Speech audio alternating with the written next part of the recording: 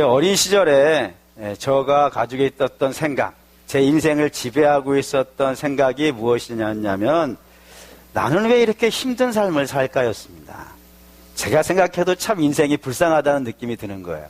그런 생각이 들게 된 사건이 두 가지가 있는데, 하나는 뭐냐면 초등학교 1학년 때 입학을 했더니 이 소풍을 가는 거였어요.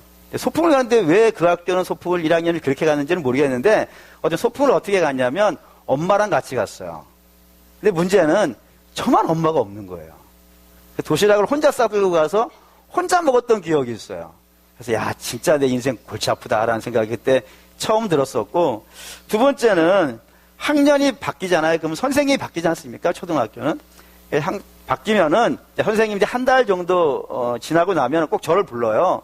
불러서 뭐라고 항상 얘기하시냐면 1학년 때부터 6학년 때까지 다 그랬던 것 같은데, 뭐라 그러셨냐면, 야, 박사나, 너는 남들보다 배는 열심히 살아야 돼. 그래서 왜 그래요? 하고 속으로 생각했죠. 그랬더니 꼭 선생님이 하시는 말씀이, 야, 너를 위해서 할머니가 그렇게 고생을 하는데 네가 그 은혜를 갚아야 되지 않겠냐? 라는 거였어요. 그러니까 다시 말하면 어머니는 없고 할머니 밑에서 할머니가 이제 생활을 벌으셔가지고 저를 먹여 살리기 때문에 못 가고 이런 상황이 이제 발생이 된 거예요. 이제 그런 쭉 인생을 살면서 야, 진짜 인생 너무 힘들다.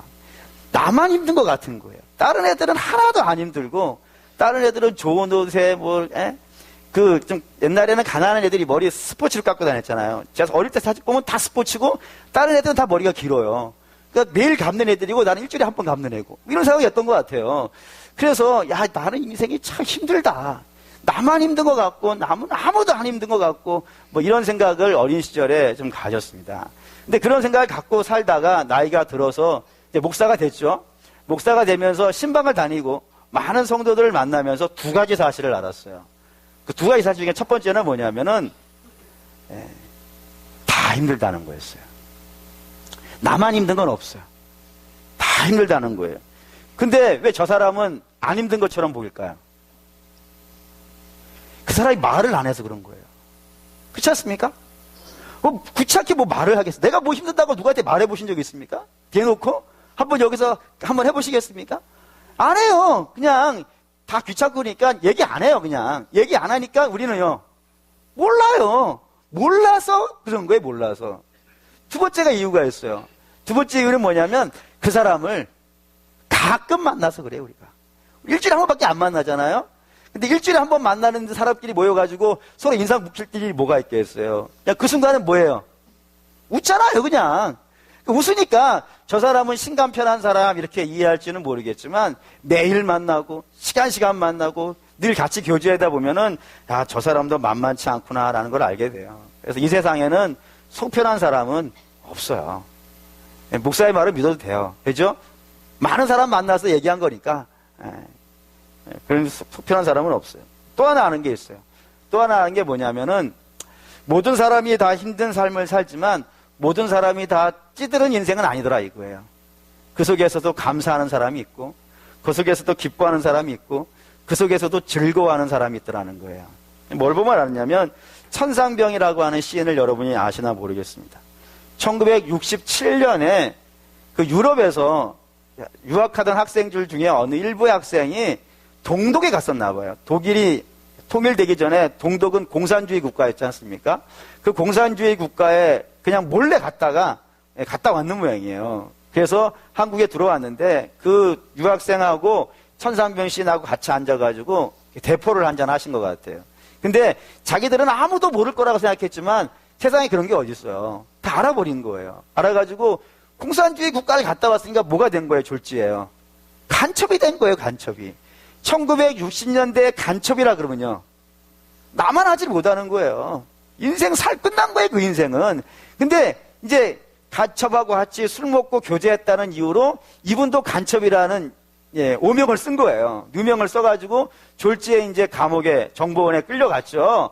끌려가가지고 3년을 맞았대요. 고문을 3년을 당했다는 거예요.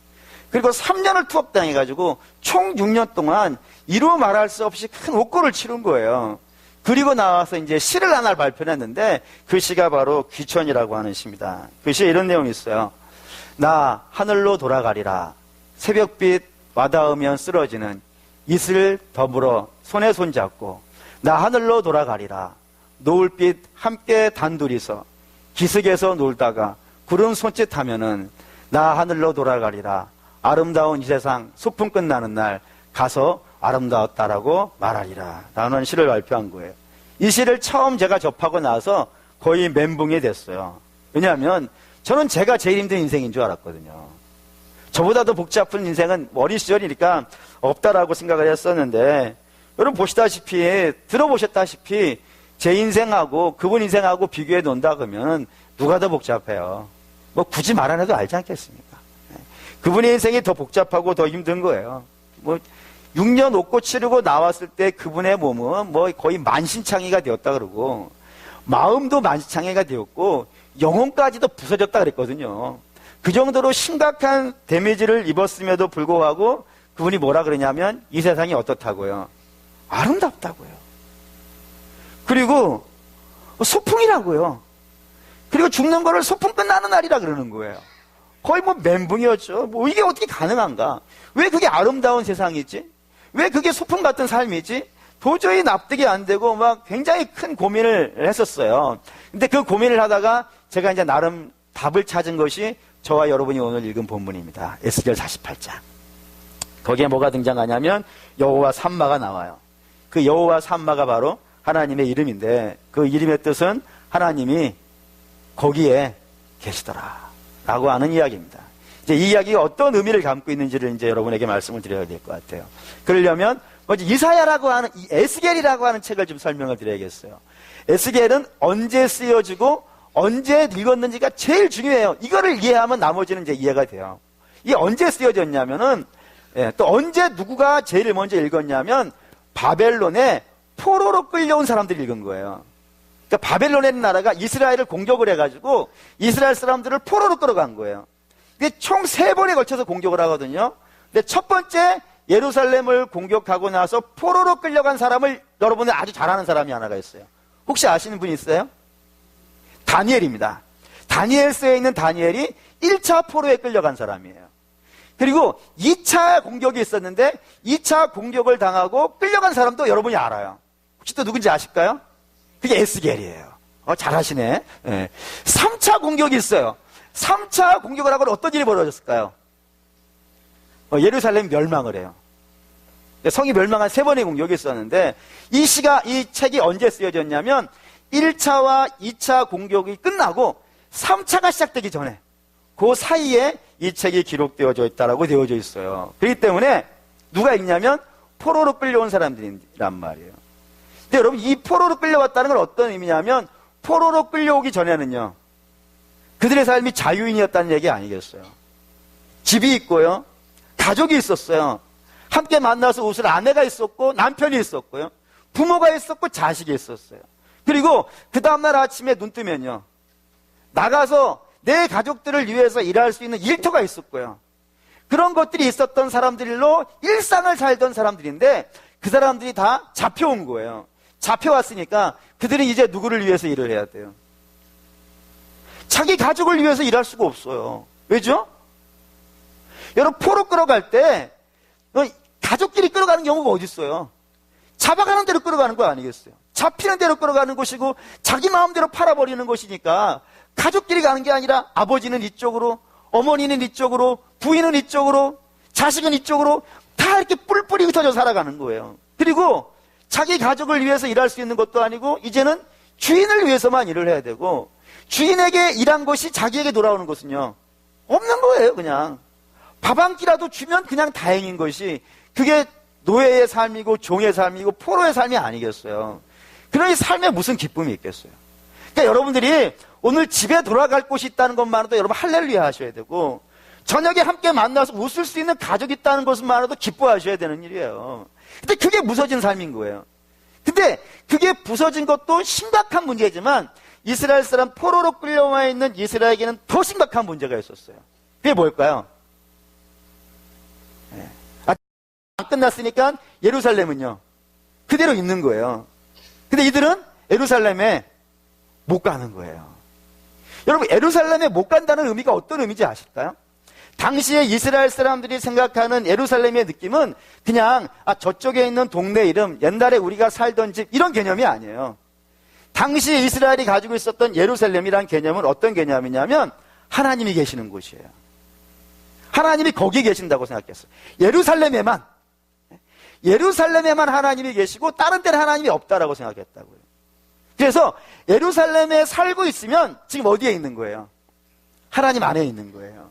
그래서 하나님 안에 있기 때문에 조금 힘들고 조금 어렵고 좀 곤란해도요, 하나님이 도와주시지 않겠어요. 그래서 그 고비를 이겨나갈 수 있다라고 생각을 하는 반면에 그 예루살렘을 떠나면요, 하나님 밖에 나온 거예요. 하나님과 분리되어진 거예요. 하나님의 도움이 미치지 않는 거예요. 그런 상황이라고 이해를 했단 말이에요.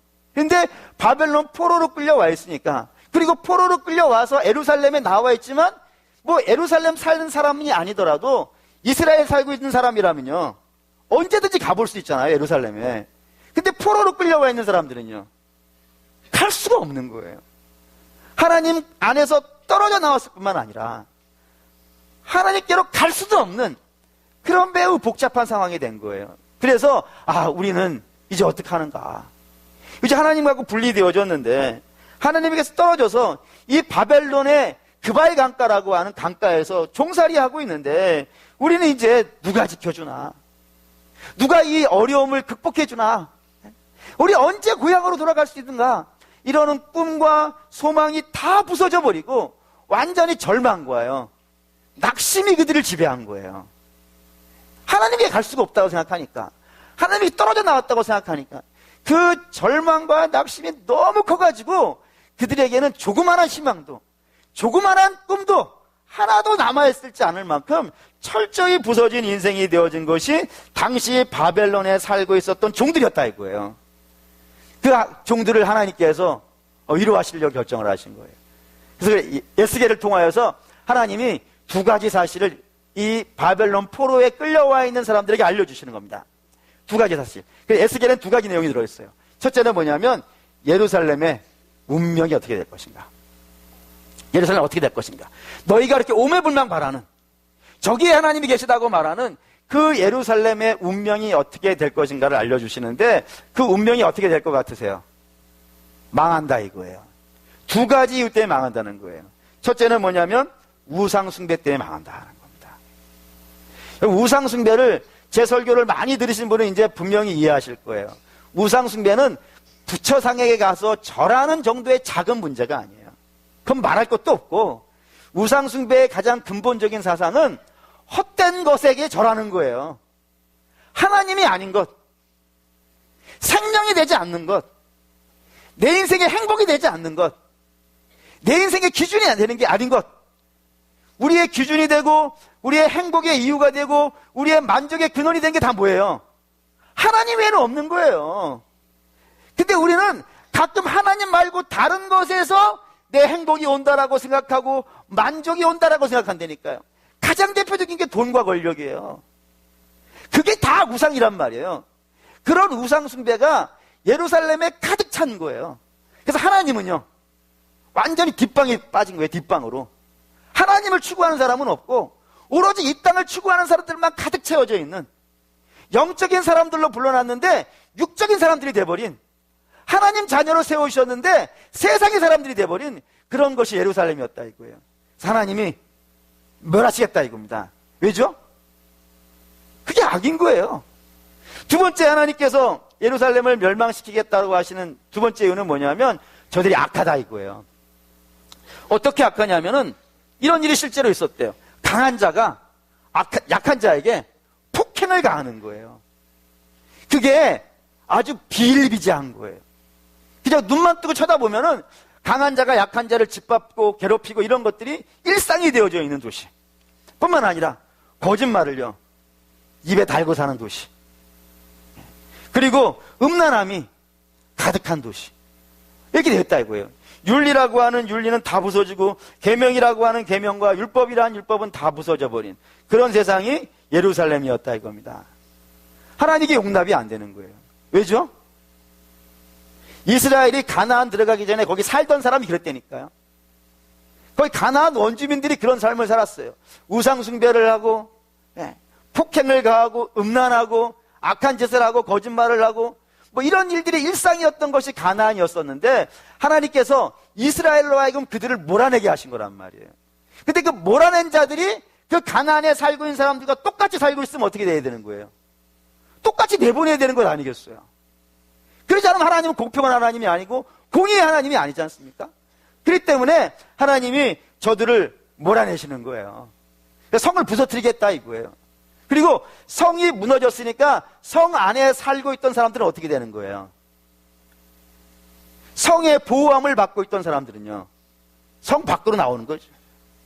허허벌판으로 나오는 거예요.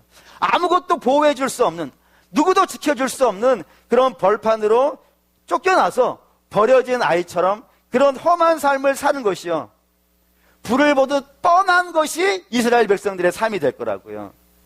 그래서 모두가 걱정하고 근심하고 있을 때 에스겔은 두 번째 이야기를 해요. 두 번째 이야기는 뭐냐면, 여러분 걱정하지 말라 이거예요. 여러분 걱정하지 말라. 도성 예루살렘은 멸망할지 모르지만 하나님께서 우리에게요, 새 예루살렘 줄 것이다 하면서 새 예루살렘 이야기를 하는 거라 이겁니다. 근데 그 새 예루살렘 이야기를 저를 여러분에게 해야겠어요. 이 새 예루살렘의 모양을 성경이 설명해 놨는데, 어떻게 설명했냐면 가로 세로가 똑같은 정사각형이에요. 한 변의 길이가 4,500척 이렇게 돼 있단 말이죠. 이 성경에서, 우리나라 성경에 척이라고 하는 단어는 히브리 성경에는 규빗이라고 하는 성경의 자를 쓰는데, 그 규빗이 어느 정도 길이냐면 이 팔꿈치에서부터 손가락 끝까지의 길이에요. 그래서 길이가 다 달라요. 네? 대충 그러셨습니까? 네 팔뚝 굵다라고요? 네 팔뚝 길다. 그래서 이게 달라요. 어느 정도 길이냐면 45cm에서부터 50cm까지 길이에요. 그러니까 다 달라요. 근데 저는 45cm로 계산해 봤어요. 왜냐하면 제 팔뚝 재보니까 45cm였어요. 제 맘이라 이거지. 45cm로 4,500척이란 말입니다. 그래서 길이로 재보면 이게 2kg예요. 2kg 조금 넘어요. 그냥 2kg로 합시다. 네. 가로가 2kg, 세로가 2kg 돼 있는 정사각형이에요. 그래서 면적은 얼마나 될 것 같으세요? 어저께 신목사님하고 같이 연구를 했어요. 가로 세로가 2kg면 면적이 얼마일까? 막 계산했더니 신목사님 똑똑해가지고 저한테 4제곱킬로미터라고 알려줬어요. 4제곱킬로미터. 이렇게 얼마나 큰지 모르겠죠? 그러면 이제 평으로 따지겠습니다. 우리가 알고 있는 평은 이런 거잖아요. 10평, 20평, 30평. 예, 먼저 넣으면 안 되는데. 121만 평입니다. 감이 잘 안 오죠? 감이 잘 안 올 것 같아가지고 비슷한 거 하나 더 갖고 왔어요. 왜냐면 서울에 가면은 말이죠, 그 방송국들 많이 있는 동네 있죠? 거기에 가면 국회의사당도 있고, LG 빌딩도 있고, 63 빌딩도 있는 아주 그 신기하고 놀라운 동네, 금융의 도시라고 불리는 곳 어디죠? 여의도. 여의도가 면적이 2.9km입니다. 2.9제곱킬로미터. 평수로 87만 7천 평. 와, 이런 까지 외워왔어요. 그러니까 새 예루살렘이 어떻다는 거예요? 크다 이거예요. 크다 이거예요. 그런데 이스라엘 백성들은 여의도로 생각하지 않으니까 뭘로 생각하냐면, 자기가 지금까지 살고 있던 예루살렘으로 기억할 건 아니겠어요. 근데 자기들이 살고 있었던 예루살렘의 길이를 줄자로 쟀어요. 이렇게 둘레를 줄자로 쟀더니 그 줄자의 길이가 얼마냐면 4.7km예요. 큰가요? 근데 이 새 예루살렘은 가로 세로가 2km니까 둘레가 얼마겠어요? 이거 우리 신목사님과 같이 쟀어요. 둘레가 8km예요. 거의 2배 가까이 되는 거예요. 예루살렘에서 왔던 사람들의 입장에서 본다면 저 성은요, 어마어마한 거예요. 놀라운 성이에요. 저런 성을 하나님께서 주시겠다 이거예요. 근데 그 성에 또 다른 신비가 하나가 있어요. 그게 뭐냐면 각 변으로 문이 몇 개씩 있다고요. 3개씩 있는 거예요. 이게 유대인들에게 굉장히 놀라운 사실이었어요. 왜냐하면 예전에 이스라엘 백성들이 예루살렘 성에 살고 있었을 때 그 성전에 들어가는 문이 몇 개였던 것 같으세요? 1개밖에 없었어요. 그래서 딴 쪽에 살고 있는 사람들은 다 어떻게 해야 되냐면 돌아와서 들어가야 돼요. 이게 어떤 개념이냐면, 예전에 유대교를 갖고 있었을 때는 유대인으로 귀화를 해야 유대 성전에 들어갈 수 있는 거예요.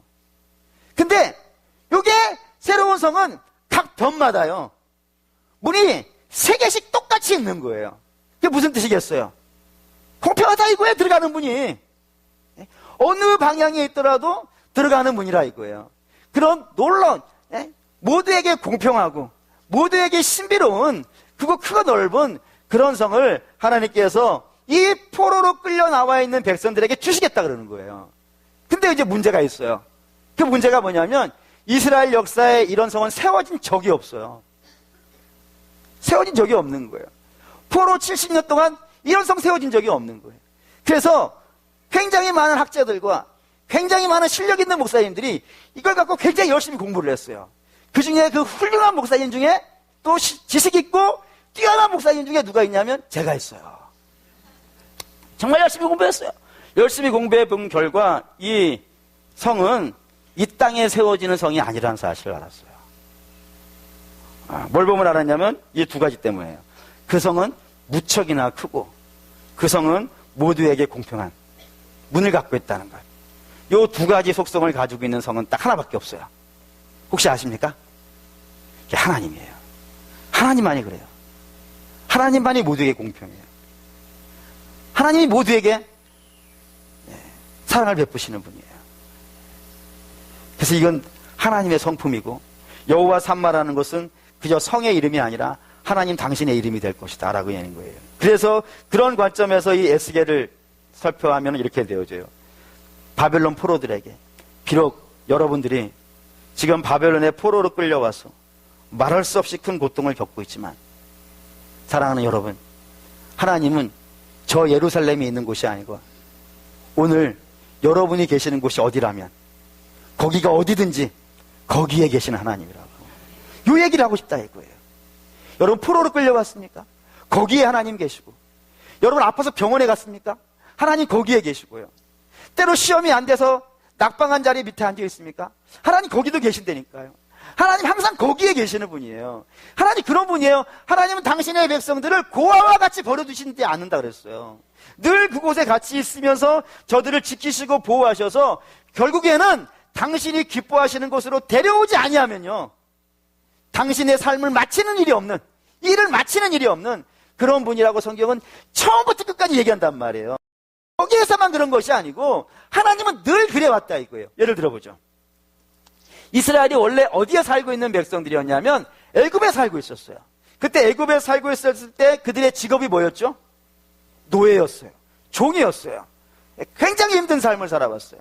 희망도 없고 꿈도 없고 비전도 없고 뭐 가족도 지킬 수 없고 뭐 그런 험한 삶을 그들이 살고 있었는데 하나님께서 그런 그들을 불쌍해가지고 출애굽을 시켰다 이겁니다.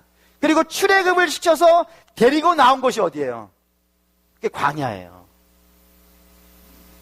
광야 사는 것이 쉬웠을까요? 어려웠을까요? 어려웠겠죠. 그럼 어떻게 된 거예요? 노예로 살 때도 힘들고 자유인이 됐을 때도 힘들고 불신자였을 때도 힘들고 신자가 되었을 때도 힘들고. 제가 그랬지 않습니까? 처음에 안 힘든 사람은 없어요. 모두가 다 힘들어요. 그런데 그럼에도 불구하고 광야로 나와야겠죠. 신자가 되어야겠죠. 왜요? 애굽에 있으면요 죽도록 일하고 그 결과가 뭐니까요? 죽음이고 끝나는 거예요. 그냥 멸망이라니까요. 근데 광야에 나와서 당하는 고난은요, 하나님과 함께 나와서 당하는 고난은요 달라요. 왜 다르죠? 그거는 끝나는 광야가 아니고 목적지를 향해서 가는 광야잖아요. 가나안으로 가는 광야잖아요. 그 광야를 거치면서 이스라엘은 가나안으로 갈 거예요. 뿐만 아니라 애굽에 살고 있었던 그 종된 가치관과 세상의 가치관이 그 안에, 그 광야를 걷는 동안에요 다 깨져가지고 하나님이 기뻐하시는 모습들로 조금씩 조금씩 만들어져 갈 거예요. 그게 어떻게 가능해요? 이거로 볼게요. 고린도전서 10장 1절에서 4절 읽겠습니다. 형제들아, 나는 너희가 알지 못하기를 원하지 아니하노니 우리 조상들이 다 구름 아래에 있고 바다 가운데로 지나며 모세에게 속하여 다 구름과 바다에서 세례를 받고 다 같은 신령한 음식을 먹으며 다 같은 신령한 음료를 마셨으니 이는 그들을 따르는 신령한 반석으로부터 마셨음에 그 반석은 곧 그리스도시라. 바울이 얘기하는 거예요. 우리 조상들이 출애굽을 해가지고 광야를 지나가는 거친 인생이었다니까요. 광야는 절대로 쉬운 인생이 아니에요. 그 거친 인생을 살아온 우리 조상들이지만 그 거친 인생에서 무너지지 않고 좌절하지 않고 끝까지 그 길을 걸어가지고 끝까지 목적지가 되는 가나안에 들어갈 수 있었던 것은 뭐 때문이라고요? 그들의 눈에는 보이지 않았지만, 그들의 손에는 만져지지 않았지만 그들에게는 따르는 것이 있었다 이거예요. 그게 뭐였다는 거예요? 신령한 반석. 그 신령한 반석이 당신의 택한 백성들, 당신이 자녀 삼은 백성들에게는 따라다니고 있었다 이거예요. 따라다니고 있으면서 만나를 먹이고 또 신령한 음료를, 반석에서 나오는 물을 먹게 하고 바다를 가르고 전쟁에 승리하게 하고 그런 신비한 역사들을 쭉 경험하면서 살아계신 하나님을 만나겠다 이거예요. 그리고 나서 그들이 어떻게 되죠? 요단강을 건너가요. 강을 건너가요. 이 말이 굉장히 중요해요. 여러분, 여기에 강이라는 건 뭐를 말하냐면 요단강을 말해요. 근데 요단강 건너가는 게 왜 그렇게 중요하냐면은 요단강은 당시에 이 이스라엘이 건너가는 그때가 보리 추수할 때였고, 그 보리 추수할 때는 요단강이 가장 넓고 깊을 때예요. 다시 말하면 그때는 누구도 못 건너요. 아무도 못 건너요. 그렇기 때문에 여리고성에 살고 있는 사람들이 봤을 때에도 전쟁이 이제 시작되긴 하겠지만 언제는 시작이 안 돼요. 지금은 아닌 거예요. 왜요? 요단강이 넓고 깊어가지고 건너올 수 없어요. 어떠한 적도 요단강이 창이랄 때는 아무도 못 건너기 때문에 저들이 편안하게 근무도 안 서고 들어 누워 잘 수 있는 여건이 되어진 것이 그때란 말이에요. 근데 그때 어떻게 해요? 요단강을 건너와요. 이게 아멘이 돼야 되는데요. 그죠? 네. 요단강을 쫙 건너와요. 요단강을 쫙 가르고 건너와요. 불가능한 것을 가능하면서 온다니까요. 그래서 강을 건너왔다 그러는 거예요. 그래서 강을 건너온 사람을 히브리어로 읽으면 뭐라고 되는지 아십니까? 제가 여러분들에게 히브리어를 물어볼 때는 여러분들이 모르는 단어는 제가 얘기해요. 여러분들이 아는 단어만 제가 물어봐요. 그럼 강을 건너온 사람을 히브리어로 뭐라 그럴까요? 히브리는 그래요. 써있네 벌써. 히브리라는 뜻이에요. 그게 히브리라는 뜻은 강을 건너온 사람. 누구도 못 건너오는데 원래 저들도 스스로를 건널 수 있을 거라고 생각을 해본 적이 없는 사람들이에요. 그들이 처음에 가나안에 들어갔을 때 뭐라 그랬냐면 우리는 메뚜기입니다 그랬던 사람들이라니까요. 우리 아무것도 못해요. 우리 메뚜기에 지나자. 우리 벌레예요, 벌레. 아무것도 못해요 라고 했던, 그렇게 자존감 무너진 사람들이었다고요. 근데 그들이 그냥 주님과 다녔어요. 그 고난의 길을. 내게 주어진 인생을 자기 마음대로 살아가는 것이 아니라 예수 안에 살아갔다니까요. 하나님 안에서 주님이 주시는 거 먹었고, 비록 그것이 별로 대단한 음식이 아닐 수도 있어요. 근데 하나님이 주시는 걸 먹었다니까요. 하나님이 주시는 걸 마셨다니까요.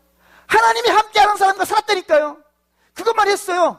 그랬더니 저들에게요, 하나님의 역사가 나타나기 시작해가지고 광야를 지나서 결국에는 강을 가르고 가나안에 들어가는 백성이 됐다는 겁니다. 이걸 요약하면 이래요. 애굽성에서 나온 이스라엘이 예수성에서 예수님과 함께 그 광야길을 거치는 동안에 저들의 모남과 저들의 죄됨과 저들의 악함이요 조금씩 벗겨져서 새롭게 되어지고 변화되어 저들이 불가능하다고 생각했던 요단강을 건너가는 백성이 되었다라는 것이 바로 출애굽 이야기고, 그게 바로 여호와 삼마예요. 그게 여호와 삼마예요. 그거를 똑같이 에스겔이 외치는 거예요.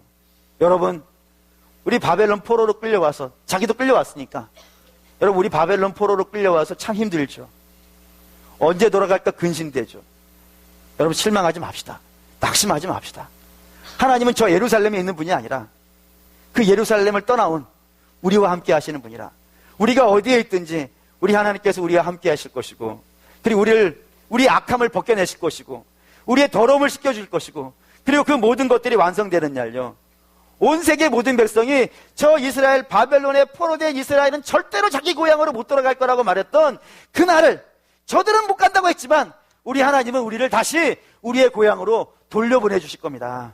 그러니 낙심하지 맙시다 라고 하면서 복음을 외치고 있는 것이 이 에스겔의 이야기라 이겁니다. 그래서 결론으로 이걸 가져왔어요. 천상병신 얘기했으니까 마지막 때 이걸로 하죠. 1993년에 그분이 시를 하나를 발표를 해요. 시집을 발표를 하는데 1993년이라는 숫자가 중요해요. 그때가 언제냐면 그분의 소풍이 끝나는 날입니다. 아름다웠다라고 말했던 그 소풍이 끝나는 해에 쓰여진 시가 행복이라는 시입니다. 그 구절 중에 한 구절이 이거예요. 뭐라고 되어 있냐면 더구나 하나님을 굳게 믿으니 이 우주에서 가장 강력한 분이 나의 백이시니 무슨 불행이 온단 말인가. 그게 그의 인생의 결론이었습니다. 사랑하는 믿음의 성도 여러분, 안 힘든 사람은 없어요. 여기 계신 분들 다 마찬가지일 거라고 생각합니다. 그러니 자기의 힘든 인생을 바라보면서 나만 힘들어, 나만 어려워, 나만 좀 안쓰러워, 다른 사람은 아무 문제 없는데 나만 이렇게 힘들어라고 하면서 그걸 묵상하지 마세요. 그걸 자꾸 바라보면서 그거 마음에 담아놓고 나 어떡하나 이런 거 자꾸 묵상하지 마세요. 여러분들에게 묵상해야 될 건 그런 게 아니에요. 여러분, 사망의 음침한 골짜기는 어떤 특별한 사람만 걸어가는 길이 아니에요. 그건 누구나 가는 길이고, 오늘 어째 여기 있는 분의 대부분의 분들이 지금 사망의 음침한 골짜기를 지나가고 있는 분들이 있어요. 그걸 묵상하지 마시고 여러분들이 묵상해야 되는 건 뭐냐면 하나님은 뭐예요? 여호와 삼마라 이거예요. 하나님이 내가 가는 곳이 거기가 어디든지 간에 하나님이 나와 함께 하셔서 나를 고치실 것이고 나를 새롭게 할 거라는 거예요. 그래서 우리 주님이 여호와 삼마의 약속을 하셨어요. 우리 주님도 한번 볼까요? 예, 이래 있어요. 네, 읽어볼까요? 볼지어다 내가 세상 끝날까지 너희와 항상 함께 있으리라. 이 여호와 삼마예요. 그리고 이 약속을 하시려고 당신이 죽으신 거예요. 왜요? 죄인하고는 함께 못하겠으니까. 죄인은 당신 안에 들어들일 수가 없으니까. 당신이 죽어서 그 피로 당신의 백성들의 죄를 사하고 그 못난 사람들, 그 여전히 헉헉대는 사람들을 당신의 품 안에 놓고요. 그리고 가시는 거예요. 그런 여러분, 이 약속을 믿으셨으면 좋겠어요. 그리고 여러분의 힘든 인생, 지치고 어려울 때마다 그 지치고 어려운 걸 묵상하지 마시고 오늘도 나와 함께 하신 하나님을 좀 바라보실 수 있었으면 좋겠어요. 그래서 결론을 이걸 갖고 왔는데 찬양 이걸 드릴게요. 이 찬양 내 눈 주의 영광을 보내 이런 건데 이 앞에 지금 전제가 여기 깔려 있는 것 같아요. 이 전제가 내가 지금 살아가고 있는 곳이 너무 벅차요. 누구한테 말은 안 했지만 참 힘들어요.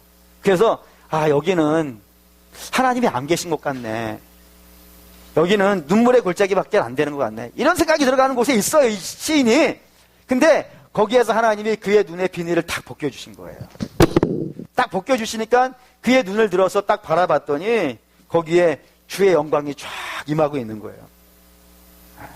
그리고 주님이 그 가운데 계시고 주의 빛이 비춰지고 저들을 붙잡고 찬송 중에 열방으로 쫙 나가고 계시는 그런 환상을 본 것 같아요. 저도 이게 소망이 생긴 거예요. 우리 살아가는 여러분들이 참 벅차고 힘든 삶을 하루하루 살아가시는데 하나님이 약속하셨으니까 아들을 죽이면서까지 하신 약속 아니에요. 그러면 그 약속을 변개시키시겠습니까? 당신의 자녀들 지금 비록 힘들고 어려운 눈물의 골짜기에 지나가고 있지만 거기에 주님께서 거기에 함께 계시면서 함께 걸어주실 것이고 붙잡아 주실 것이고 혹시 그 안에서 우리의 고쳐야 될 것들이 있다면 낱낱이 하나씩 고쳐가지고 하나님의 영광의 백성으로 만들어서 함께 열방에 나가서 주의 이름이 얼마나 아름다운지를 우리를 통해서 증거하실 줄 믿습니다. 그런 소망을 갖고 찬양 드려보죠.